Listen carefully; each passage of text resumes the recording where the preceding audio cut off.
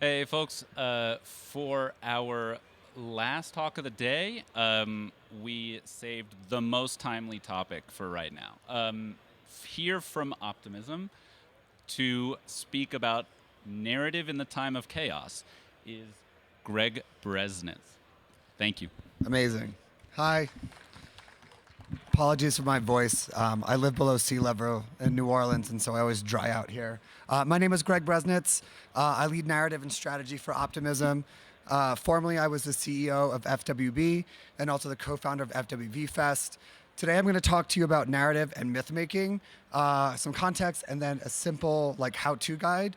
Also, I'm not a designer, and I feel like these slides are very unhinged. So anyway, bear with me. Let's go. So we are living in a golden age of content and a dark age of meaning. AI can now produce blog posts, social threads, ads. Your competitors all have the same tools. You do. The feed is endless, and yet most of it expires on contact. Nobody remembers it, nobody shares it, and nobody joins it. Why?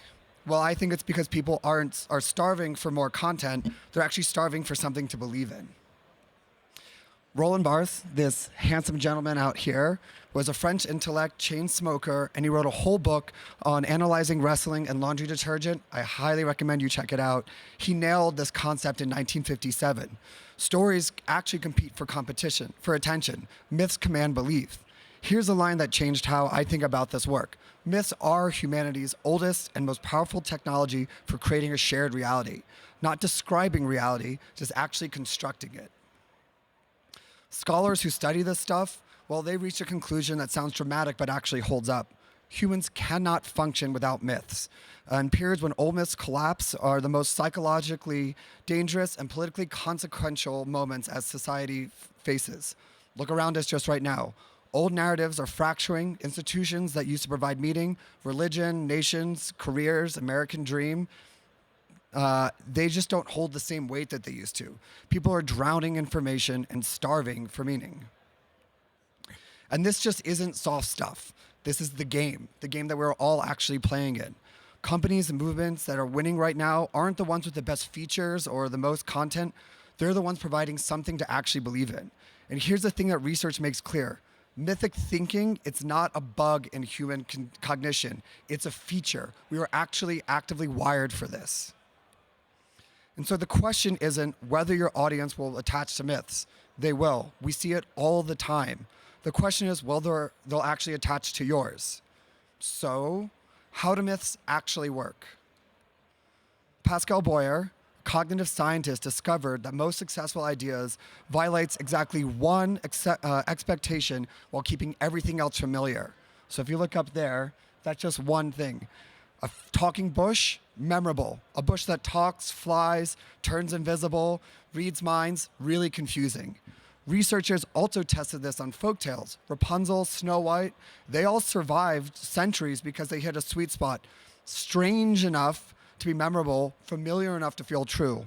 All the tales that have extinct or we don't even know these days, they violated too many intuitions or too few. The second piece of science is the illusionary truth effect. Neuroscience shows that repeated information feels more true, not because it evaluates itself more carefully, but because our brains mistake processing fluency for accuracy. Tell a story enough times, and the brain starts treating it as fact. This is how myths gain authority, not through argument, but actually through repetition. And third, and this one is my favorite and kind of wild, is that myths think themselves. Claude Levi-Strauss, the anthropologist, introduced this concept called bricolage, the mythic mind creatively recombining available cultural elements. Organic myths emerge through unconscious processes. A compelling incident, real or imagined, gets repeated, passed person to person, changed with each retelling as the mind sharpens dramatic tensions and smooths away all the irrelevant details. This is how King Arthur went from a 5th century general that no one really knew about to a guy with a magic sword and a wizard. The myths that survive aren't necessarily the truest. They're the ones calibrated to how human brains actually work. So, if you want to build a myth that lasts, here's the formula. The elements that make myths sticky parallel almost exactly the Chip and Dean Hell's success framework from the book Made to Stick. Myths are simple: good versus evil, departure and return, unexpected, violations of intuition, concrete, specific characters, objects, places, credible, anchored in authority and tradition, emotional, engaging primal fears and hopes, and inherently, they're all story-based. The Heath essentially rediscovered in a business context what myth-making have understood for millennia. Now, with this success framework, here's how to apply it. The formula for creating myths actually just boils down to 4 elements. First, a founding moment.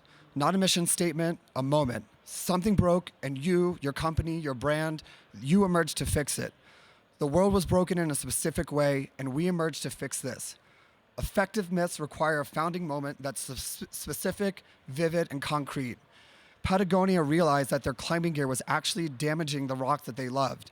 Bitcoin, the 2008 financial crisis, proved you couldn't trust banks. Satoshi actually embedded a newspaper headline about this and the bank bailouts in the Genesis block. If you can't fill those blanks with something that makes people feel something, you don't have a myth yet. You just have a mission statement. Second, who's the hero? And this is actually where most people get this wrong. Most companies feel that they are the hero. They are the protagonist. They make themselves the center of the story. In a real myth, the audience is the hero. You, your company, your brand, you're Obi-Wan, not Luke. You're the guide, not the protagonist. Carl Jung identified archetypes: the hero, the rebel, the creator, the sage. They are not characters in your stories. They're roles your audience gets to inhabit by joining it. Signal, the company, users become people with nothing to hide and nothing to give away. Notion, their users become system thinkers. Aura-wearers become optimizers. If your answer is someone who uses our project, you don't have a myth, you just have a basic transaction. Third, what are you against? Every myth needs an enemy. There has to be a genuine adversity to overcome, not manufactured conflict, but real tension. Figma is against working alone. Substack is against the algorithm. Zoom is against distance. The enemy doesn't have to be a competitor. It can be a condition. Complexity, extraction, gatekeeping, the status quo. In blockchain, the enemy isn't other technology, it's extraction.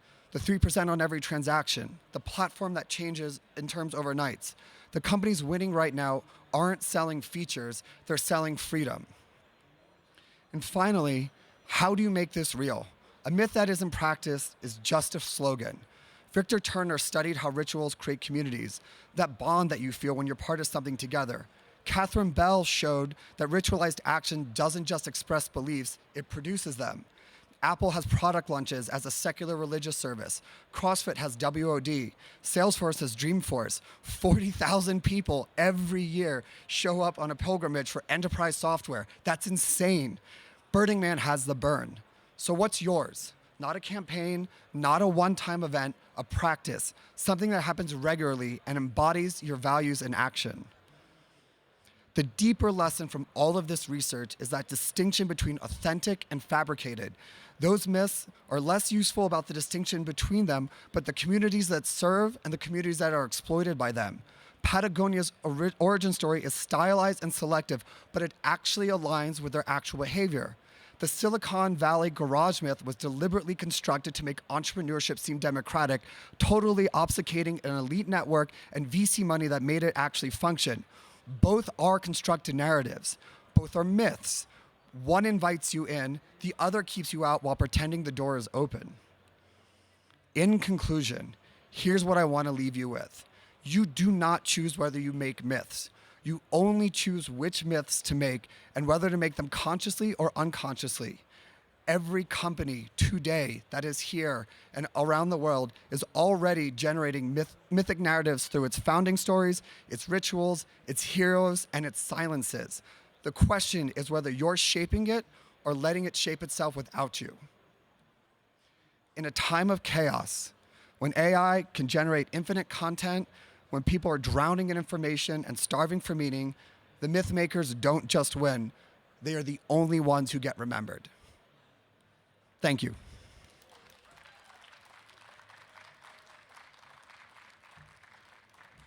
I have time for 2 questions. or none. Will Mercer.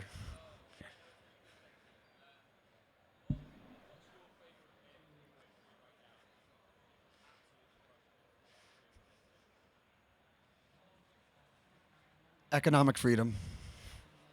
I think that one still rings true. Even in a bear market, I think you're still seeing signs of that permeating, and I think that one will be very. I think that'll be, if this industry dies, that will be the last one to die.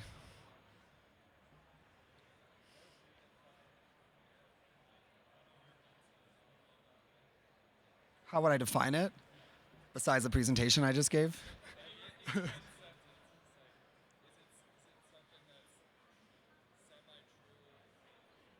Oh yeah, I mean, to go back to the point, it's mostly true except for one thing that is fantastic. That's fantastical. So I think it's like my favorite type of sci-fi is like everything's the same and then there's just zombies, right? You're like, oh, that's the world. So think about building a world in which like everything remains true, but you've just changed this one thing, and so people, it feels, if it feels unfamiliar to people, then they're going to not feel like that it's real. But if everything looks real and then there's just like this one thing that you shift, that is how people can find their entry point, and also it's so different they remember it. And again, the idea about this is like being remembered, right? It's how many companies are here, how many are kind of promoting the same thing, who has those single differentiation that brings in the hook. 1 minute. Anybody else? Okay, thanks.